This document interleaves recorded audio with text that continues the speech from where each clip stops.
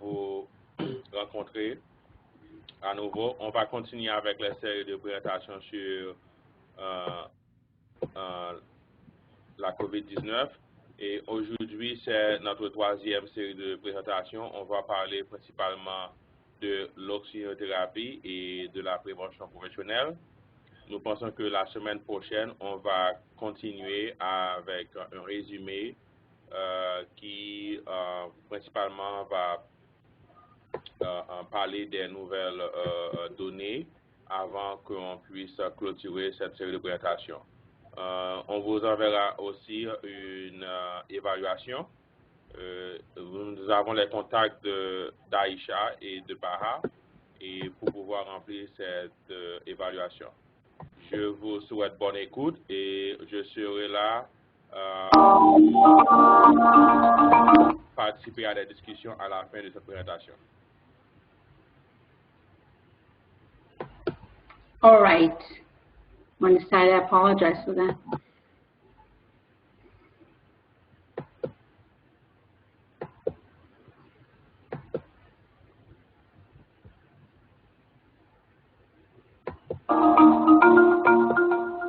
Aujourd'hui, nous avons le plaisir d'introduire un nouveau module de la formation COVID-19.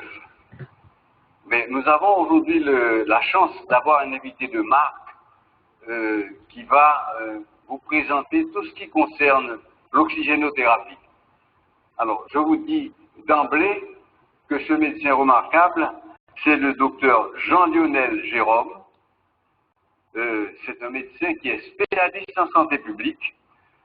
Il a une maîtrise en suivi et évaluation acquise à Tulane University. C'est surtout un spécialiste en thérapie respiratoire qui a longtemps travaillé et été formé au Collège Rosemont de Montréal et puis exercé pendant plus de 3 ans en thérapie respiratoire en Abitibi au Canada.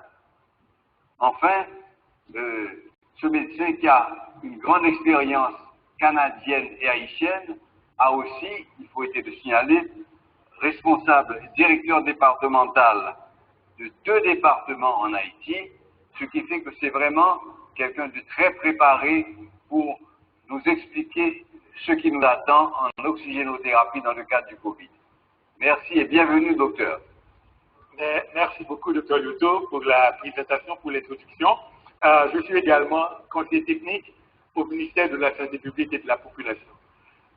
Effectivement, vous avez bien dit, je vais vous présenter l'oxygénothérapie dans le cadre de la COVID. Il y en a qui disent le Covid, mais au Canada, on dit la COVID-19. Je vais vous présenter l'oxygénothérapie dans le cadre de la COVID-19. Comme je l'ai bien écrit, c'est une formation accélérée. Il y a tellement de choses à dire, ça prendra beaucoup de temps, mais j'ai résumé. C'est accélérer ce qu'on va faire.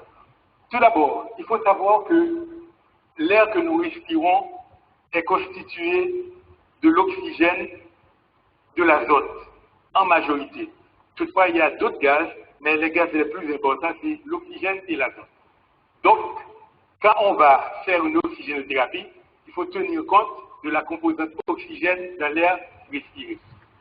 Si on définit l'oxygénothérapie, c'est simple, c'est quand on administre l'oxygène à des fins thérapeutiques. Qui dit fin thérapeutique, ça doit au-dessus de 21%, parce que dans l'air ambiant, l'oxygène est concentré à 21%. Il y a 2 types d'oxygénothérapie. Il y a l'oxygénothérapie normobare et puis l'hyperbare. Mais dans notre formation, on va considérer le normobare, parce que l'hyperbare, c'est autre chose. Donc, normalement, on ne pourrait pas faire une formation de l'oxygénothérapie sans parler de la physiologie des voies respiratoires. Donc là, on a un schéma qui résume la physiologie. Donc on voit les narines, on voit la trachée, les bronches, les poumons, et puis particulièrement les alvéoles. Donc les alvéoles, c'est les organes les plus importants pour l'oxygénothérapie. Donc là, comme vous pouvez le voir, on schématise l'alvéole. Là, on peut voir l'alvéole et puis la capillaire. Comment se fait l'échange? L'oxygène qui est dans l'alvéole va traverser la membrane pour aller au niveau des tissus. Et puis, le gaz carbonique va faire le chemin inverse. On va avoir le gaz carbonique qui est produit par l'organisme, il va pénétrer dans l'alvéole pour éliminer à l'extérieur. Il est important de savoir que l'oxygène est un médicament. En termes de médicament, on doit avoir une ordonnance médicale pour administrer l'oxygène. Sauf qu'il y a des cas d'urgence où on peut donner l'oxygène même s'il n'y a pas d'ordonnance médicale. Donc, si c'est le cas qu'on voit là, le patient qui est en état de choc, qui présente une cyanose, qui a un arrêt cardio-respiratoire, là, on n'a pas besoin de prescription pour donner de l'oxygène. Il y a d'autres cas pour lesquels l'ordonnance n'est pas nécessaire. C'est quelqu'un qui fait une hémorragie, on doit donner de l'oxygène. Quelqu'un qui est intoxiqué au monoxyde de carbone, là, on n'a pas le choix, il faut donner de l'oxygène, même s'il n'y a pas d'ordonnance médicale. Là, on peut parler des causes respiratoires qui exigent l'administration de l'oxygène. On a tout d'abord la maladie asthmatique, on a l'asthme bronchique, on a les pneumopathies, on a l'insuffisance respiratoire aiguë, on a le syndrome de détresse respiratoire, et puis on a la bronchite chronique. Dans tous ces cas-là, on doit donner de l'oxygène. Il y a des causes circulatoires qui exigent l'administration de l'oxygène. On a le dernier du poumon, on a les états de choc, on a l'embolie pulmonaire et puis l'anémie. À part de ces cas-là, il y a des causes dites centrales. Quelqu'un qui fait une intoxication alcoolique, quelqu'un qui fait une intoxication avec les hypnotiques et avec la morphine, on n'a pas le choix, il faut donner de l'oxygène. Maintenant, si on doit donner de l'oxygène, il faut penser au dispositif qu'on va utiliser pour donner de l'oxygène. Donc, il y en a deux types. Il y a les dispositifs à bas débit et à haut débit. Tout d'abord, on va développer les dispositifs à bas débit. Le premier dispositif à bas débit, c'est les canules nasales. Dans certaines parties du monde, on les appelle les lunettes nasales, parce que ça a la forme d'une lunette. Donc, on l'utilise en général quand on doit débiter pas beaucoup d'oxygène. Quand on doit débiter 1 litre à 6 litres, là, on utilise la canule nasale. Il faut se rappeler que la canule nasale peut délivrer jusqu'à 44% de FiO2. FiO2, c'est la fraction d'oxygène dans l'air inspiré. Le deuxième dispositif dont on va parler, c'est les masques à oxygène à moyenne concentration. Si on utilise la canule, et puis malgré tout, la personne ne sature pas bien. Là, on monte à un autre niveau, pour utiliser les masques à moyenne concentration. À ce moment-là, il faut régler le débit entre 5 et 8 litres d'oxygène. Ça va administrer un FiO2 qui va arriver jusqu'à 50% d'oxygène. Il y a une particularité avec les masques, il faut éviter qu'il y ait des fuites, parce que l'oxygène est très toxique pour la cornée. Si on donne de l'oxygène et il y a des fuites, il peut irriter la cornée et même provoquer une kératite oxygénée. C'est très important de contrôler qu'il n'y ait pas de fuite quand on met les masques à moyenne concentration.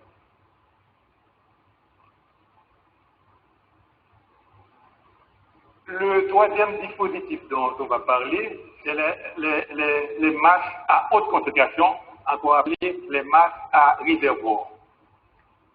Là, c'est quand on veut délivrer une FiO2 qui va jusqu'à 90% d'oxygène. À ce moment-là, on doit régler le débit entre 10 et 15 litres d'oxygène. Il faut savoir que les masques à réservoir sont utilisés dans le cas des patients présentant une grave détresse respiratoire.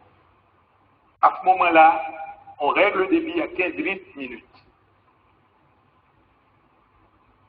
Ça, c'est des particularités. Donc, il y a une particularité qui fait que si la personne a un problème respiratoire, on a un type de masque qui a un dispositif qu'on appelle RespiCheck.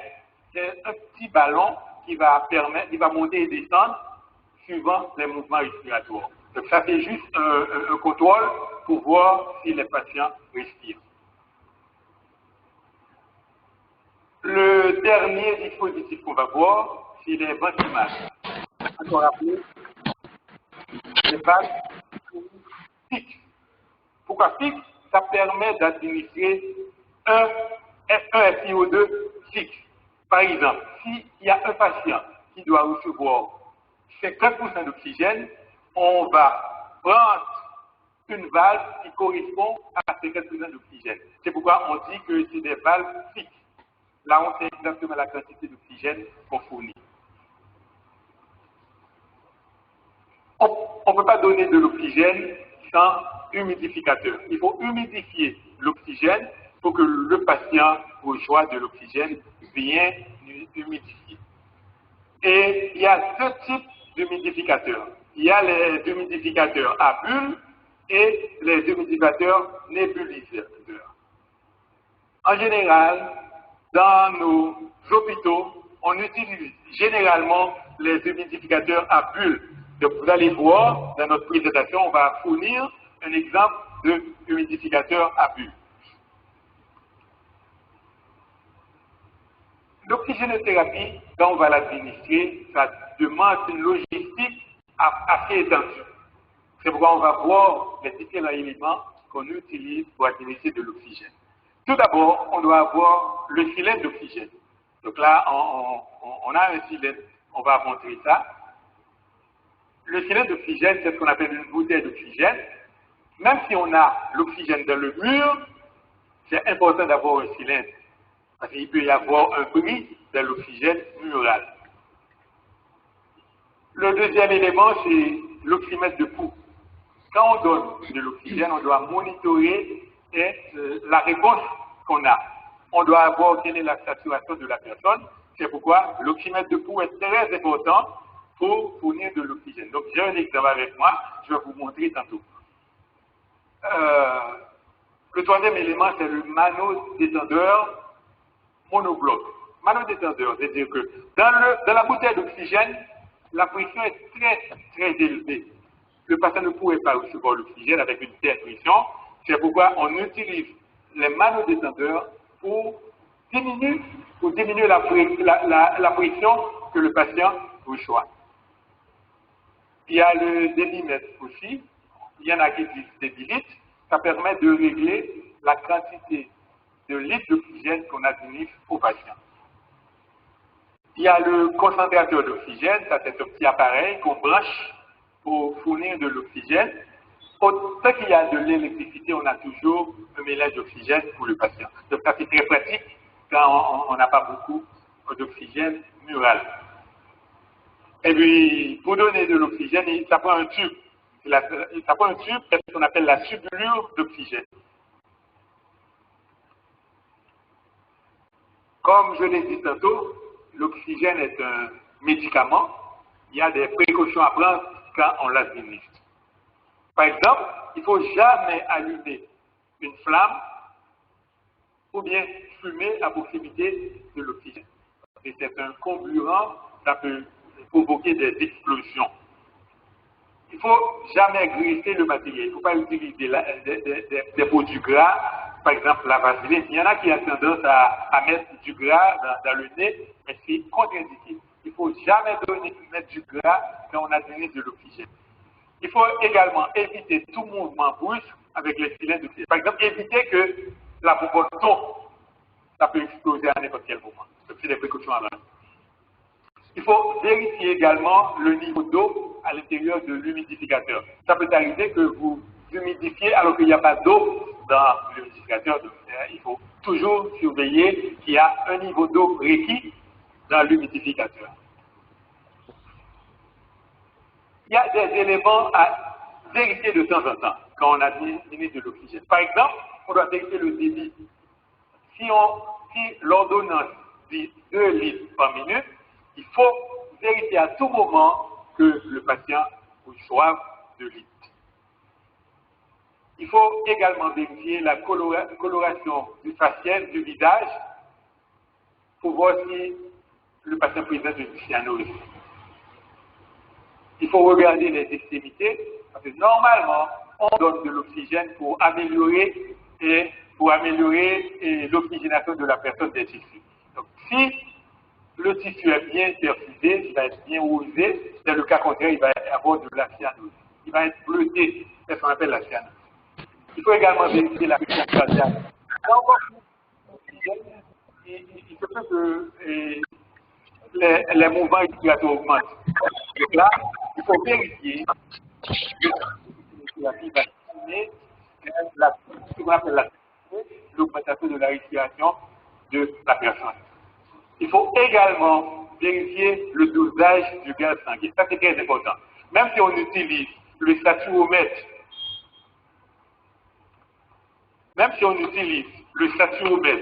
pour vérifier la saturation de la personne, il est toujours bon de faire les gaz sanguins. Parce qu'il y a une différence entre le résultat du saturomètre et puis quand on fait l'analyse des gaz sanguins. Donc c'est très important de doser les gaz sanguins pour voir les constantes dans les gaz. Tantôt j'ai parlé de cylindre d'oxygène, on a une bonne image de cylindre d'oxygène à utiliser. Il y en a de plus gros, c'est une moyenne, pour ne pas dire une petite. Ça c'est le concentrateur d'oxygène. Dans certains pays, on parle d'analyseur d'oxygène, mais c'est la même affaire. Ça permet de donner de l'oxygène une fois qu'on branche dans l'électrique, dans le courant électrique. Vous pouvez remarquer, il y a un nébuliseur, il y a un humidificateur dans le concentrateur d'oxygène. J'en ai parlé tantôt. J'ai parlé de vérifier la quantité d'eau dans l'humidificateur. C'est ça exactement. Il faut regarder, est-ce qu'on a assez d'eau dans l'humidificateur? Là, c'est le saturomètre, encore appelé oxymètre de pouls. Ça permet de vérifier la réponse qu'on a avec l'oxygène. Normalement, quand on fournit l'oxygène, c'est pour améliorer la saturation d'oxygène du patient. Là, c'est un manodétendeur en bloc. J'en ai parlé dans ma présentation. Ça permet de vérifier. Vous pouvez remarquer, il y a deux parties là-dedans. Il y a le débitmètre qui permet de vérifier le débit qu'on administre au patient. Ensuite, il y a cette machine qui permet de contrôler la pression d'oxygène qu'il y a dans la bouteille. Là, on a parlé de lunettes nasales. On a un exemple de lunettes nasales. On a parlé de masque. Il y a le masque. Là, on a une masque à haute concentration. Là, il y a le ventimasque. Donc, c'est autant d'appareils, autant de dispositifs qu'on a présentés au début. On a une image de ces dispositifs-là. Alors, même si on n'en a pas parlé, normalement, si on échoue avec l'oxygénothérapie, là, on passe au ventilateur. Là, c'est une image de ventilateur qu'on a là. Là, normalement, il faut intuber le patient. Le patient, si malgré toutes les tentatives d'apporter de l'oxygène, ça ne marche pas, peut-être qu'on n'a pas le choix, on doit intuber la personne et puis d'appliquer la ventilation mécanique.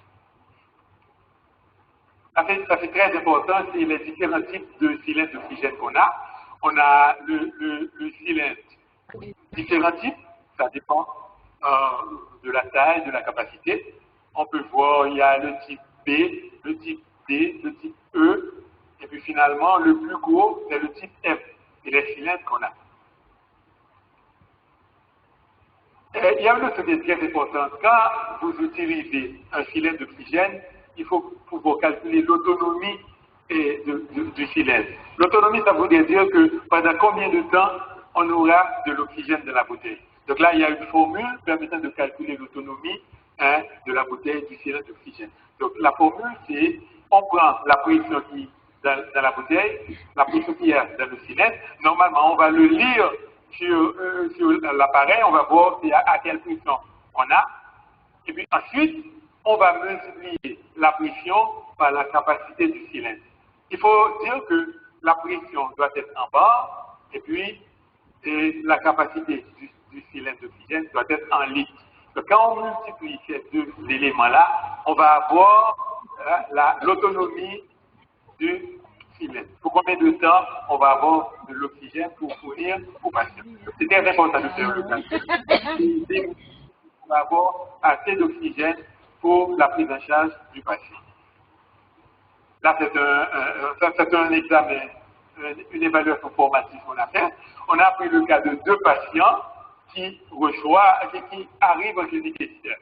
Donc, il y en a un des patients qui présente une cyanose, et puis les signes cliniques donnent la saturation à 80, la pression d'oxygène à 50, et puis l'hémoglobine à 15. C'est-à-dire que pour le deuxième patient, cliniquement, il est très pâle, la saturation en oxygène est de 97%, la pression en oxygène, ça fait quand on fait les gaz sanguins, la pression en oxygène est 90 mm de mercure, l'hémoglobine est 7. Donc on peut faire la différence entre le premier patient qui a une hémoglobine qui est à 15, c'est normal, alors que l'autre patient qui a une hémoglobine à 7, donc c'est très bas. Donc la question qu'on se pose, parmi ces 2 patients, lequel est le plus hypoxémique? La première question. La deuxième question, lequel de ces patients a plus besoin de l'oxygène? La troisième question, quel dispositif on va utiliser pour administrer l'oxygène aux patients?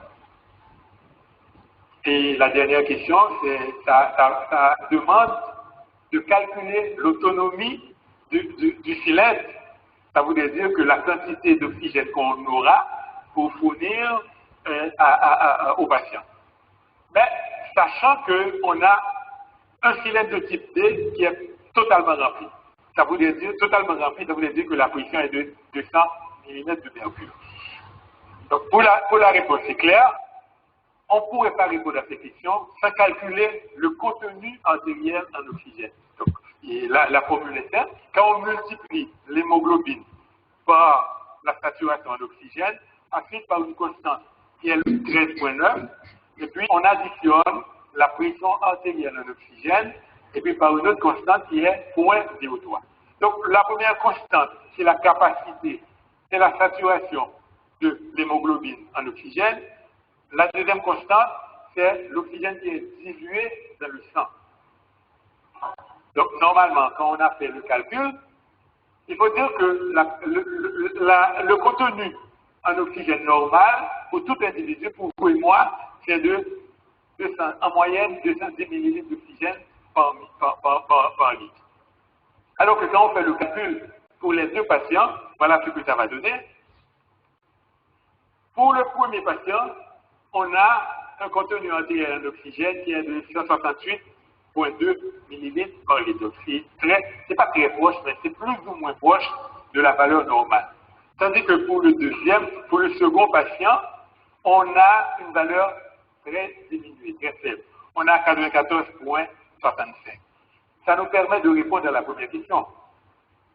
Ça voudrait dire que le patient numéro 2 est plus hypoxémique. On comprend ça aisément parce que le contenu en oxygène est de 14%. Pour la deuxième question, qu'est-ce qu'on peut dire? Est-ce qu'on peut dire que c'est lui qui a le plus besoin d'oxygène? On va voir. Donc, pour la réponse numéro 2, le patient 1 a le plus besoin d'oxygène. Et c'est parce que la saturation est très faible. Il sature à 80%, alors que l'autre patient sature à 98%. C'est-à-dire qu'il n'y a pas beaucoup de place pour donner de l'oxygène, parce que la saturation est déjà élevée. C'est-à-dire que pour le second patient, il sature à 80, ça voudrait dire qu'il y a de place. Si on regarde la courbe de dissociation de l'hémoglobine, ça va permettre de répondre à cette question. Et pour la troisième question, quel dispositif qu'on va utiliser pour fournir de l'oxygène? C'est naturellement la canule nasale, c'est le premier choix. Parce que n'oubliez pas, particulièrement dans le cas de la COVID-19, il ne faut pas donner de haut débit d'oxygène, parce que ça va provoquer une aérosolisation des virus avec augmentation de risque de contamination pour les prestataires. C'est pourquoi il faut utiliser le débit le plus bas pour nous permettre d'atteindre la cible qu'on veut atteindre. Par exemple, si on sait qu'avec 1 litre, on peut faire augmenter la saturation, c'est mieux d'aller avec 1 litre. Mais pas 2 litres, parce que chaque fois qu'on augmente le débit, on augmente également le risque de contamination des prestataires. N'oubliez pas qu'on est en salle d'isolement dans le cas de la COVID-19. Et pour la 4e question, on va calculer l'anatomie, on va calculer l'autonomie de la bouteille d'oxygène. J'ai donné la formule tantôt. Donc, quand on fait le calcul, on fait que normalement, le cylindre de type 2 contient 425 litres d'oxygène. Donc, qu'est-ce qu'on fait? On multiplie 425 litres par la pression. Étant donné que la bouteille est pleine, dès que la bouteille est pleine, la pression est de 200 mm de mercure. 200 mm de mercure. Donc, on multiplie la contenance par la pression, et puis on divise par le nombre de litres qu'on donne. Le débit, c'est de 5 litres qu'on a dit. Donc, ça permet d'avoir une autonomie de 10 jours et de 15 heures. Tenez important à ne pas oublier, chaque fois qu'on utilise l'oxygène, il faut utiliser ce petit pictogramme qui interdit aux gens de fumer, parce que c'est très dangereux quand on fume en présence de l'oxygène. Voilà. Donc la partie la plus importante, une des parties les plus importantes, c'est la pratique. Et que les gens savent manipuler le dispositif. Donc là, j'ai parlé, dans le dispositif, j'ai parlé de canule nasale. Voilà à quoi ça ressemble une canule nasale. Vous voyez, il y a deux petits tubes. Ça permet de s'introduire dans le nez pour limiter l'oxygène qu'on va administrer. Donc, comment on fait ça? J'ai parlé de la tubulure. C'est exactement ça. La tubulure, c'est le tube. Ah oui, on a la tubulure. C'est un peu... Ah, voilà. Normalement, je devrais... là, on met un gant pour le faire. Pour manipuler ça, on met un gant. J'ai pas le gant, mais on met un gant pour manipuler. Donc, la première chose à faire, on branche la tubulure, on branche la tubulure dans le cylindre. OK? Là, ça permet de calculer la pression qu'il y a dans le cylindre. On a la pression qu'il y a dans le cylindre. Là, ici, on a une pression qui est de à peu près 120 PSI. PSI, c'est une unité qu'on utilise dans l'Amérique du Nord, au Canada et aux États-Unis. PSI, c'est pound, square, et puis inches. C'est livre par pouce carré. C'est ça que ça veut dire PSI. Donc, voilà, par exemple, dans notre cas, on a prescrit 5 litres, un débit de 5 litres. Je vais régler le débit à 5 litres. OK? Excusez. Voilà. Là, on est à 5 litres. OK? Là, on est à 5 litres. Vous pouvez remarquer, il y a de l'oxygène. Comment on met ça? Je ne peux pas mettre parce que ça n'a pas été nettoyé. On met ça et puis... Ça, c'est pour la lunette nasale, ou la canule nasale. Là, on règle à 5.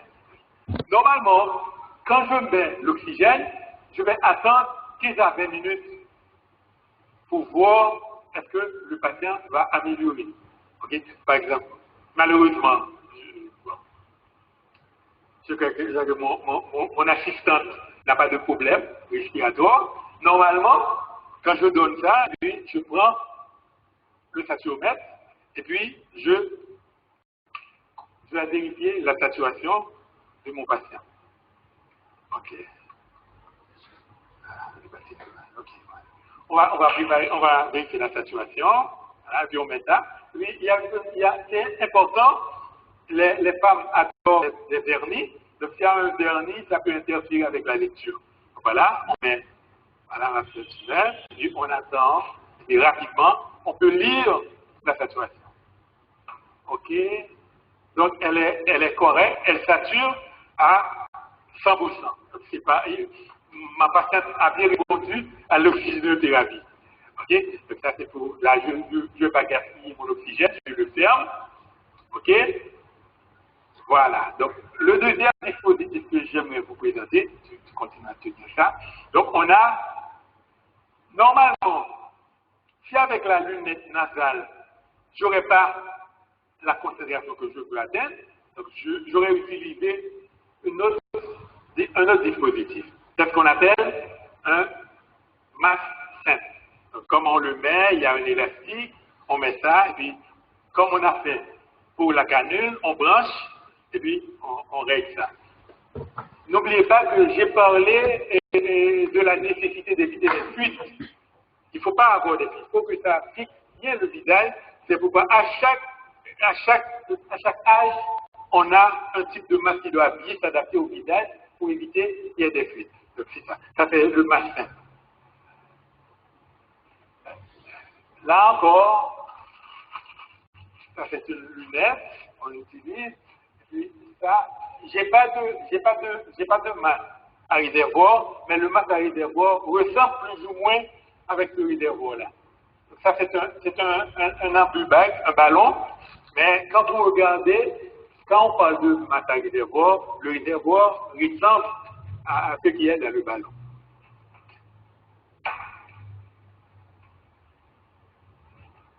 Voilà, donc c'est ça. Donc c'est très important. Quand je donne l'oxygène, je mets mon pictogramme, j'affiche mon pictogramme pour que aucune personne n'utilise ou bien la cigarette ou bien les matières grasses pour interférer avec l'oxygène parce que c'est très dangereux. Et vous remarquez que mon assistante tient le silence pour que ça ne tombe pas. Si ça tombe, c'est très dangereux, ça peut provoquer une explosion. Merci beaucoup, merci, chère assistante. C'est tout ce que j'avais à vous montrer dans la pratique. Merci bien. Merci.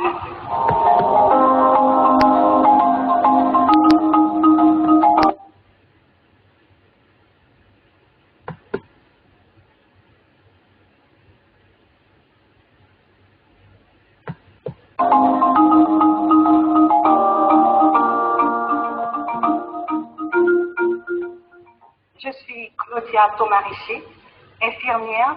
Je coordonne les activités de l'unité de préparation du Centre Rescue et je suis aussi directrice exécutive de NEXI. NEXI qui est une organisation conçue par les infirmières pour les infirmières. Nous allons maintenant passer au module 7, qui est un module sur l'assainissement et la désinfection environnementale. Nous verrons dans ce module le plan suivant, les objectifs, la gestion de l'environnement, l'importance de la gestion de l'environnement, techniques de nettoyage, produits de nettoyage et mode d'utilisation, utilisation et concentration du chlore, préparation de solutions chlorées, la gestion des déchets et la gestion des cadavres. Cette partie sera animée par le Dr Gabriel Timothée. Alors, quand on parle au niveau des objectifs, donc il va être important d'identifier les sources de contamination, comment réduire ces sources pour ainsi diminuer la propagation des infections. Donc, on verra que la gestion de l'environnement est très importante. C'est la façon de s'occuper de l'environnement pour assurer la sécurité, la propreté, le confort et la santé de la population. Quand on parle de l'importance de la gestion de l'environnement, c'est important de maintenir des locaux propres et agréables pour le confort des patients, le confort de tous. Et aussi, c'est important de renforcer la relation de confiance des patients vers la structure. Si votre environnement est sale, le patient va se dire peut-être qu'on va me traiter comme ça aussi. Donc, c'est très important. Et de maîtriser le risque infectieux en réduisant l'inoculum bactérien présent sur les surfaces.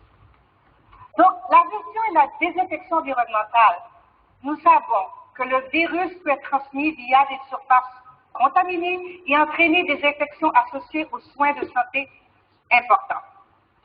Donc, il est très important que votre personnel de soutien, votre personnel de support soit bien formé.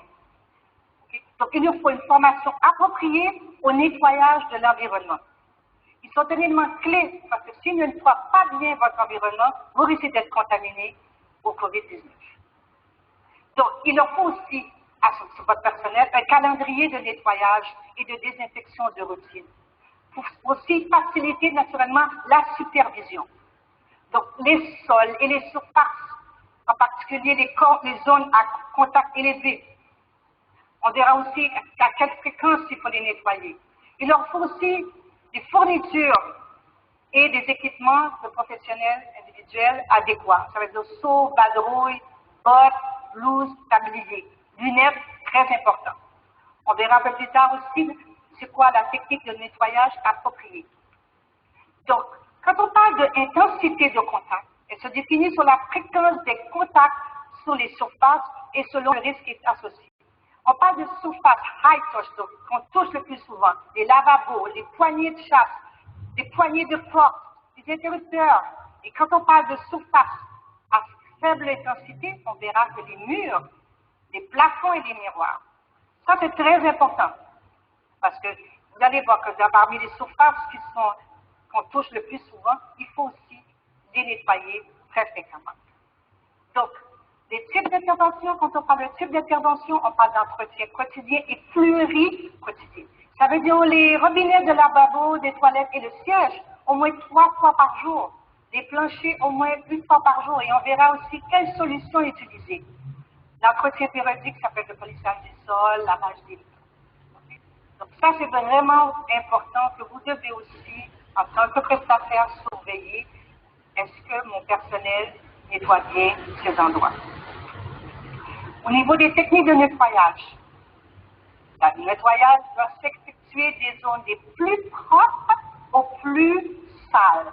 Et on y va du haut vers le bas. Si on prend le bas, on risque d'apporter, comme dit, des impuretés, des surfaces.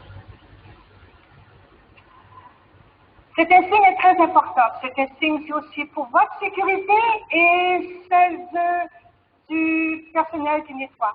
Donc, quand vous voyez ça, ça veut dire que le plancher, nous sommes en train de faire le nettoyage. S'il vous plaît, respectez cet insigne. Comme je disais, c'est autant votre sécurité pour éviter des chutes. Quel produit doit être nettoyé? Quel produit doit-on? Oui, on va utiliser l'eau. L'eau pour les nettoyages, élimination des saletés. D'accord? L'eau est importante. Mais dans le cas que nous faisons faire maintenant, nous devons avoir des solutions à base de chlore. Et c'est important aussi qu'après avoir nettoyé avec la solution chlorée, il faut rincer avec de l'eau. Dans le cas qui nous intéresse le plus, depuis l'époque du choléra, on a commencé à parler de solutions, de différentes concentrations de solutions de chlore. On a la solution forte à 0,5%, la solution moyenne à 0,1% et la solution légère qui est à 0,05%. Chaque concentration a ses indications. La forte, on l'utilise pour la désinfection et nettoyage des surfaces et des planchers. On utilise la solution moyenne ou milieu pour la désinfection des équipements de protection qui sont réutilisables dans les écrans faciaux, les lunettes. Et pour la solution légère, on va l'utiliser beaucoup pour laver le linge et aussi pour le lavage des mains. Comment préparer ces solutions? L'importance, votre personnel qui va s'occuper de préparer surtout la concentration forte devra être bien habillé. Ça veut dire que vous devez vous assurer que cette personne a son bonnet, la charlotte qu'on appelle, l'écran facial, masque, gants, blouse, tablier et même on recommanderait des bottes. Donc, il faut se rappeler que votre solution préparée aujourd'hui,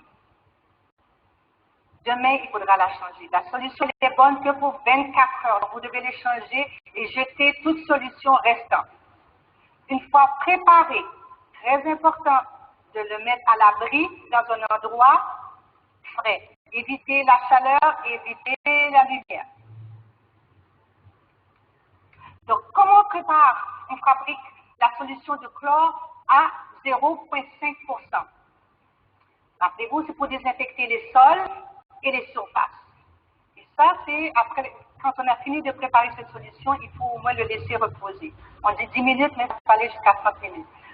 Vous devez prendre un contenant, que ce soit le récipient, que ce soit 250 ml ou 500 ml. Vous devez prendre le même récipient pour préparer votre solution. Donc, vous devez prendre une solution de chlore à 5% Donc, vous prenez une partie de ce chlore à 5% et vous ajoutez 9 parties d'eau de ce même contenant. Ensuite de ça, vous remuez avec un bâton pendant 10 secondes. Vous couvrez avec un couvercle et important d'étiqueter le seau, de bien indiquer quelle solution. Nous attendons 30 minutes avant l'utilisation de cette solution. N'oubliez pas, toujours conserver à l'abri de la lumière et de la chaleur. Donc là, de la solution 5%, je prépare une solution à 0,5% qui est la solution forte. Si vous utilisez du chlore en poudre HTH ou en grain, vous prenez 10 cuillères à soupe de ce chlore en grain que vous mélangez dans un seau de 20 litres. Vous suivez la même procédure pour arriver à une solution à 0,5 chlore. Pour la préparation d'une solution de chlore à 0,1%, donc rappelez-vous, c'est pour désinfecter les écrans faciaux, tout équipement que vous pouvez réutiliser. Donc vous partez d'une solution forte à 0,5%. Donc à partir d'une solution forte, vous le mélangez à 4 parties d'eau. Même procédé, remuer avec un bâton pendant 10 secondes, couvrir, bien indiquer quel type de solution, attendez 30 minutes et vous arrivez à une solution à 0,1% qu'on appelle la solution moyenne ou middle. Même chose si vous utilisez le HTH en grain, vous devez prendre 2 cuillères à soupe et vous le mélangez dans 20 litres d'eau. Pour la solution 0,05%, rappelez-vous, désinfection du linge, l'hygiène des mains. Donc, on prend la solution forte, 0,5%. On prend une partie qu'on mélange dans 9 parties d'eau et on refait ici, remuer avec un bâton, couvrir, bien étiqueter et vous avez votre solution 0,05%. D'accord? Pour le chlore en poudre, HTH, il faut une cuillerée à soupe dans 20 litres d'eau. Vous savez, l'important, si vous n'avez pas une mesurette, rappelez-vous que vous devez prendre le même récipient. C'est d'autres façons de calculer. Même récipient, ça prend un récipient, de ça a l'air d'une tasse à mesurer 500 ml. Vous utilisez pour la partie d'eau. Ça doit être même, vous prenez les mêmes unités de mesure. Pour la gestion des déchets, ce qui est important, de se rappeler que vous avez différents types. Vous avez des contenants pour les aiguilles souillées, vous avez la poubelle avec le couvert, vous avez le sachet de poubelle noire et vous avez le sachet rouge pour les produits organiques, biologiques, qui est très important. Ce module ne rentre pas directement dans les détails, mais il est bien important que vous devez vous assurer d'avoir ce type de produit. Maintenant, je vais céder ma place au Dr Gabriel Timothée, qui va vous intervenir sur la gestion des cadavres. Nous allons voir avec vous autres la gestion des cadavres. Avant de développer ce chapitre, je dirais qu'il y a deux approches dans la gestion des cadavres. Selon que le nombre de cadavres est minime, faut que celui-ci dépasse une certaine quantité. Autrement dit, dans le cadre de la gestion individuelle des cadavres, on recourt au même procédé que dans tous les cas de mortalité. Mais s'il s'agit d'un afflux de cadavres dépassant un certain nombre, une centaine, 200 à des milliers de cadavres, on doit recourir à des santé pour protéger la santé de la population. Et dans ce cas, on a recours aux forces communes, mais dans tous les cas, dans les deux cas de figure, on doit tenir compte de la dignité de la personne décédée. La gestion des cadavres est l'ensemble, je dirais, de toutes ces stratégies, des mesures et la contamination et aussi à mesures qui permettent de limiter le corps qui va être mis en terre ou bien qui va être incinéré. Donc, les objectifs d'une gestion c'est d'abord de réduire les risques de contamination et de dissémination qui est lié à une manipulation. Le deuxième objectif, c'est d'arriver à sensibiliser le personnel de santé, les agents de santé communautaire polyvalents, les employés des morgues d'hôpitaux et des entreprises funéraires sur les bonnes conduites ou les bonnes procédures de préparation et de gestion des cadavres. Il faut se laver les mains avec du savon liquide et de l'eau en utilisant, ou bien on utilise un désinfectant, des solutions hydroalcooliques avant et après toute manipulation. On doit avoir un équipement de protection individuelle approprié, consistant en tablier résistant à l'eau, grand masque et lunettes de protection. Il faut éviter tout contact direct avec le sang ou les liquides organiques du cadavre. Et ceci, c'est pour la protection de la personne qui gère le cadavre et aussi la protection de l'environnement. Les équipements de protection individuelle dans le cadre de la gestion des cadavres doivent être traités comme du matériel potentiellement infectieux et éliminés conformément aux procédures concernant les déchets médicaux à haut risque, soit les débits sanitaires, les productions qui sont réutilisables comme les lunettes, comme la protection faciale, par exemple, doivent être nettoyés et désinfectés. Cela permet non seulement de conserver ce matériel qui va protéger la personne qui s'occupe du cadavre et aussi faire en sorte qu'il y ait une diminution des risques de dissémination de l'infection. Avant même de placer en chambre mortuaire le cadavre, le personnel soignant doit, réaliser ce qu'on appelle le post-mortem. Les soins post-mortem consistent tout simplement à obstruer tous les orifices par lesquels peuvent s'écouler une solution quelconque. Pour la désinfection de l'environnement, il est important de nettoyer la chambre de la personne décédée et toutes les surfaces qui constituent l'environnement immédiat, comme les tables de chevet, poignées de porte, sièges de toilette et le plancher. Toutes les zones susceptibles d'avoir été contaminées par le virus sont nettoyées avant d'être réutilisées, c'est-à-dire les lavabos, les toilettes et tout ça. De même que les petites tables de chevet dont on a fait mention. Le personnel qui a la charge de la désinfection doit se laver les mains suivant les procédures réglementaires et utiliser des équipements de protection individuelle appropriés. Parfois ce sont des sous-blouses, parfois ce sont aussi des objets en plastique et dans certains cas, on doit utiliser aussi les bottes. Le nettoyage soit effectué avec des solutions chlorées ou d'autres produits désinfectants. C'est-à-dire le nettoyage de l'environnement immédiat, c'est-à-dire le plancher, les toilettes et tout ce que ce patient qui est décédé aurait pu toucher de son vivant. Il faut se rappeler que toute personne qui est décédée de Covid-19 doit avoir un certificat. Alors, la question parfois, quand on a un nombre exagéré de cadavres, peut-on avoir un certificat?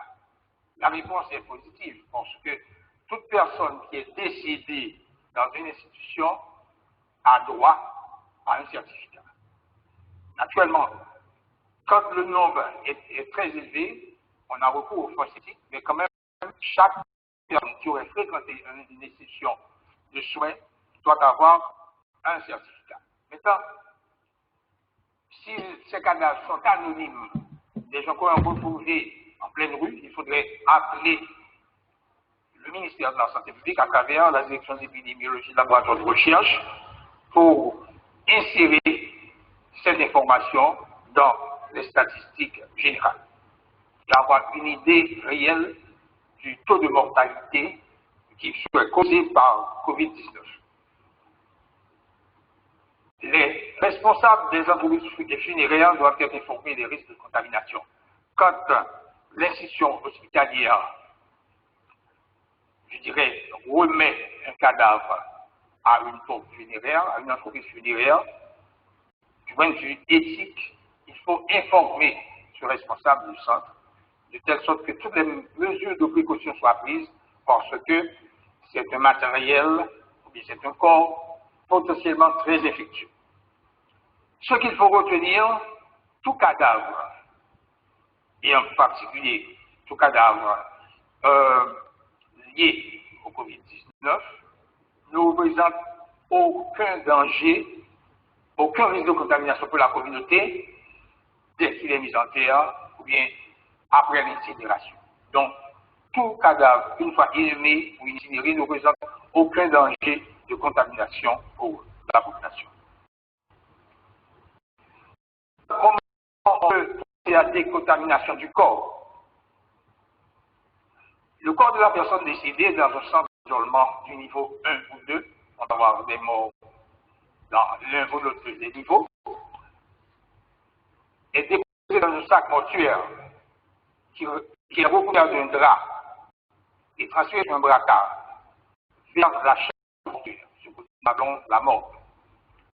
Mais il faut prendre le soin d'identifier le corps, et d'inscrire l'heure du décès. Et ces informations sont inscrites sur le sac mortuaire. Maintenant, tous les orifices de perforation ou blessures, les orifices qui résulteraient de l'enlèvement du cathéter, des drains, des tubes ou autres, avec la solution moyenne de 1% d'hypochlorite et recouvert de matériel imperméable. La surface externe du mortuaire est décontaminée par une procédure de pulvérisation. La pulvérisation, c'est-à-dire du sac, et c'est de l'extérieur, c'est-à-dire après avoir enveloppé le corps par le sac mortuaire, on pulvérise avec une solution très forte de chlore à 2% en liquide ou en granulé. On sait aussi que la solution à 2% est aussi utilisée pour la désinfection des excrétas, par exemple les selles de la personne décédée, les vomissements, et aussi on utilise cette solution à 2%, une solution très concentrée, pour la désinfection des véhicules qui transportent les cadavres. Il n'est plus nécessaire maintenant de brûler ou d'éliminer les objets personnels des patients décédés de COVID-19. Autrefois, suivant les anciens guidelines, on devait brûler et éliminer ces objets personnels, les vêtements et tout ça, les sous-vêtements. Mais maintenant, on sait qu'on peut conserver ces vêtements et avec l'eau chlorée, on peut les nettoyer et ces vêtements peuvent être utilisés.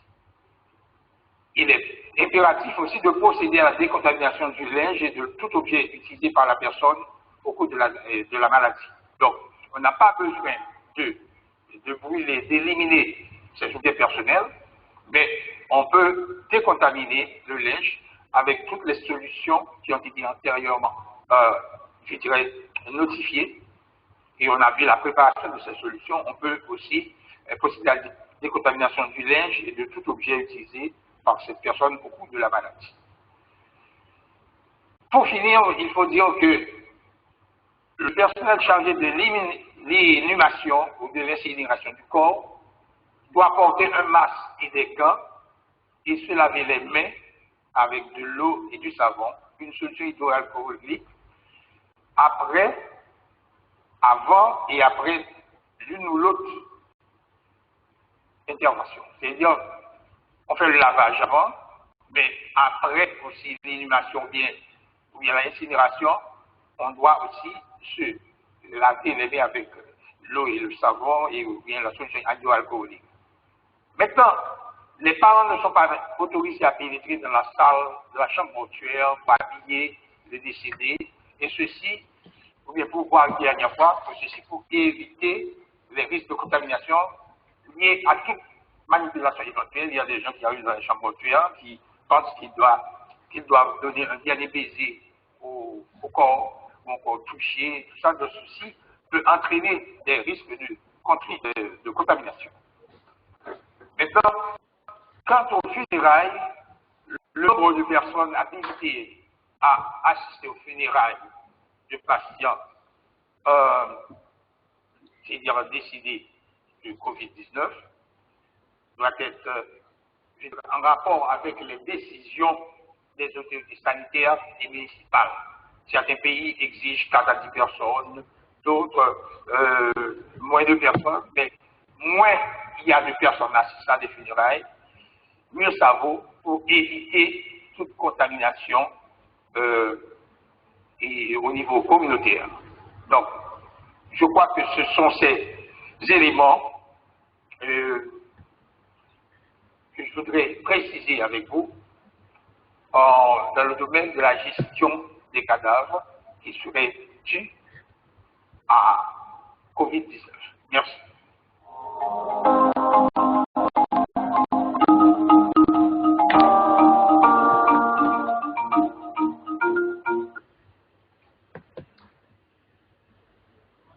This is going to be the last 5 minutes, and we'll have a couple more minutes for questions afterwards.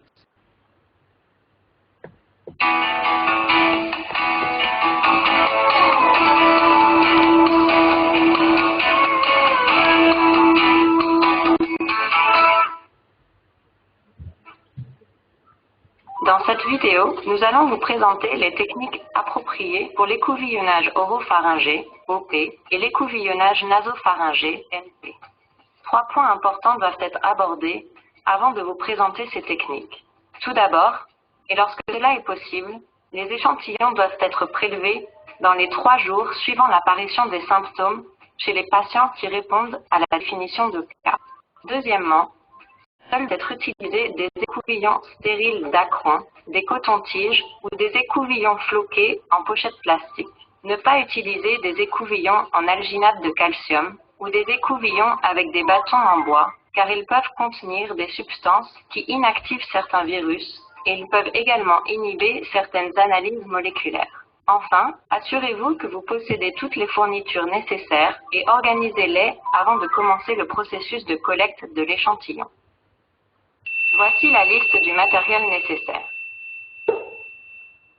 Écouvillonnage nasopharyngé, écouvillonnage oropharyngé, lunettes de sécurité, gants, masque chirurgical, flacon avec milieu de transport pour virus, marqueur, ciseaux, mouchoir, abaisse-langue, sac de biosécurité, eau et savon ou gel hydroalcoolique.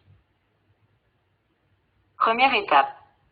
Se laver les mains soigneusement avec du savon et de l'eau ou un gel hydroalcoolique. Deuxième étape. Il est important de toujours porter un équipement de protection individuelle, EPI, lors de la collecte d'échantillons cliniques. Dans ce cas, il est nécessaire de porter des lunettes de protection, un masque chirurgical et des gants. Mettre le masque, les lunettes et les gants.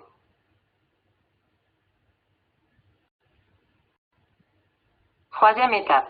Retirer le flacon avec milieu de transport pour virus, MTV, de son emballage et l'étiqueter avec la date, l'identification du patient, ainsi que toute autre information nécessaire. Quatrième étape. Demander au patient de se moucher et jeter le mouchoir dans le sac de biosécurité. Cinquième étape. Positionner le patient dans une position confortable, si possible avec sa tête contre un mur, afin de s'assurer qu'il ne bouge pas pendant le processus de collecte de l'échantillon. Sixième étape. Retirer l'écouvillon OP de son emballage et l'insérer dans la partie postérieure du pharynx et des amygdales. Frottez l'écouvillon sur les deux piliers des amygdales et de l'oropharynx postérieur et évitez de toucher la langue, les dents et les gencives. 7e étape. Placez l'écouvillon immédiatement dans un flacon stérile contenant 2 ml de MTV sans antibiotiques. 8e étape. Coupez ou cassez de manière aseptique l'applicateur près de la pointe pour permettre la mise en place et le serrage du bouchon. 9e étape. Retirez l'écouvillon de son emballage et insérez la tige à travers les narines, parallèlement au palais et non pas vers le haut, jusqu'à qu'une résistance soit rencontrée ou que la distance corresponde à celle de l'oreille à la narine du patient, indiquant le contact avec le nasopharynx. Frottez et pivotez doucement l'écouvillon. Laissez l'écouvillon en place pendant quelques secondes pour absorber les sécrétions avant de le retirer.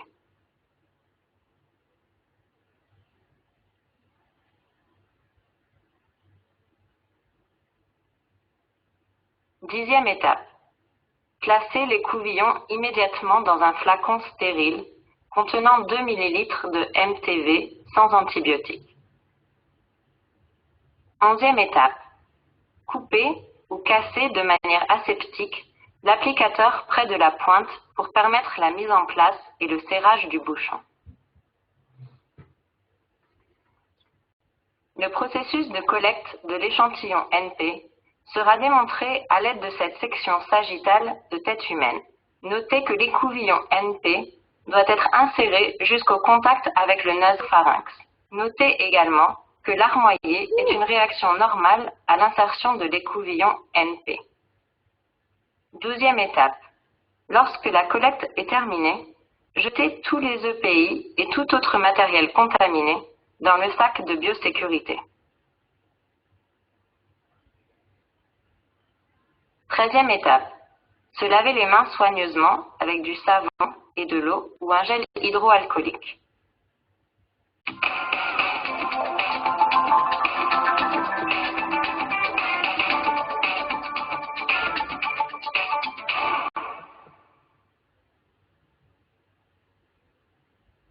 COVID-19 diagnostics, performing a nasopharyngeal or oropharyngeal swab.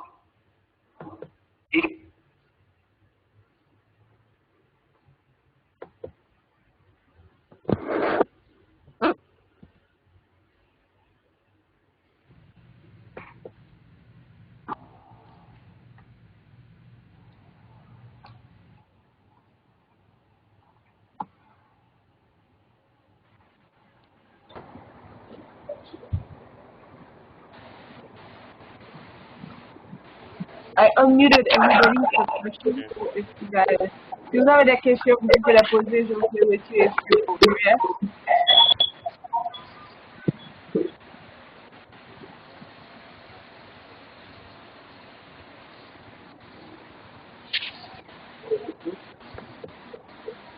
Est-ce que vous avez des questions en rapport avec les méthodes de prévention et l'équipement en personnel de protection ou encore avec l'utilisation de l'oxygène dans la prise en charge de la COVID-19?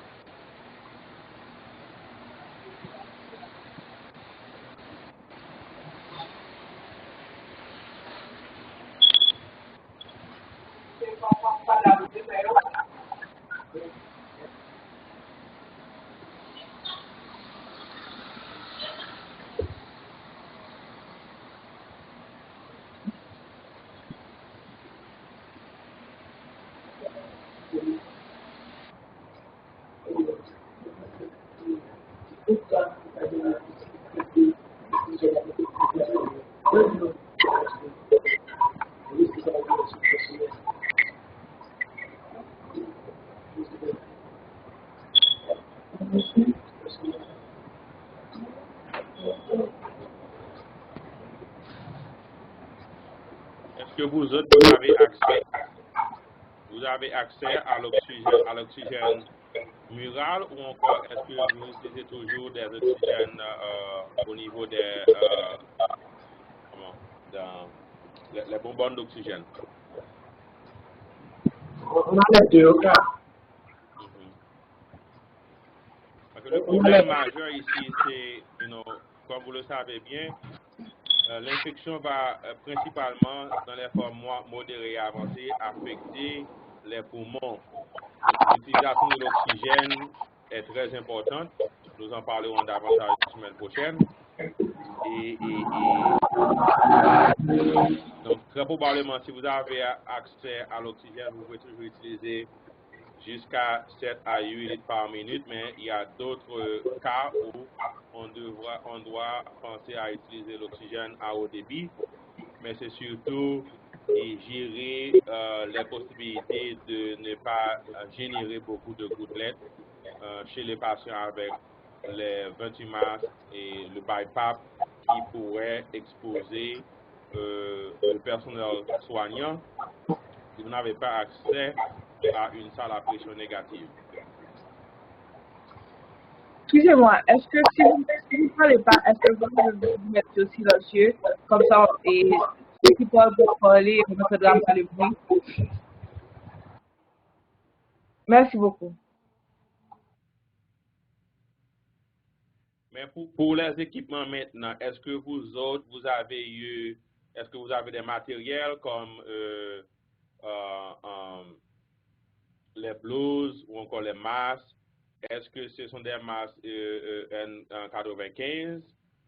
Est-ce que vous avez eu des tests pour savoir si ces masques vont pouvoir s'adapter? Parce qu'il y a différents types de masques N95 et en fonction des différentes formes de visage, il y a différents modèles qui pourraient,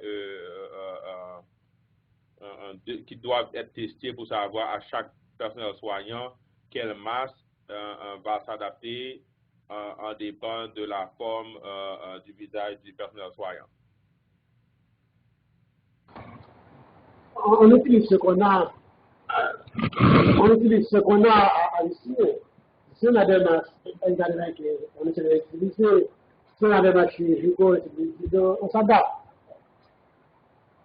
Pour les masques chirurgicaux en général, pour tout personnel soignant qui circule à l'intérieur de l'hôpital, il y a beaucoup d'études qui ont montré que l'utilisation de la masse va réduire les risques de transmission, mais c'est plus le personnel ou encore les gens, le patient, le personnel soignant utilise les masques, ceci peut de façon significative réduire les contaminations.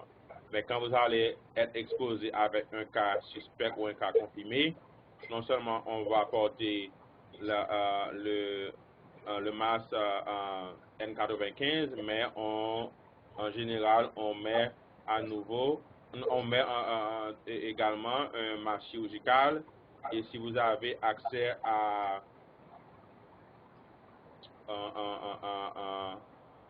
d'autres types de masques, ceci va vous donner, en dehors de la blouse, une protection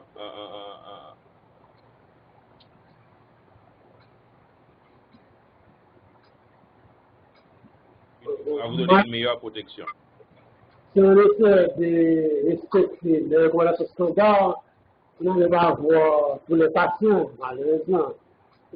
Oui, les patients, principalement, ils peuvent porter le masque chirurgical ou encore un masque à tissu, mais c'est surtout le personnel soignant, le plus que possible, si vous avez accès à un masque 95, c'est l'idéal. Et toujours avec le lavage des mains ou encore les blouses, si vous en avez accès. Oui, on connaît l'idéal, mais vous savez, quand on est en Haïti, on fait avec ce qu'on a. Okay. Est-ce qu'il y a, par exemple, parmi le personnel soignant, aucun des membres qui, pour le moment, est considéré comme un cas suspect ou encore un cas confirmé? On a eu plusieurs enfants suspectés de Covid. Malheureusement, on n'a jamais eu les résultats de test. Non, pas seulement pour les enfants, je parle pour le personnel soignant, le médecin, le personnel assistant, les infirmières. S'il y a des personnes qui ont été exposées ou encore qui représentaient des cas suspects. Peut-être dans les autres services, en pédiatrie, pas vraiment. Donc, la COVID-19 se manifeste comme peut-être qu'elle s'appelle respiratoire. Dès qu'on a un cas respiratoire, on doit tester.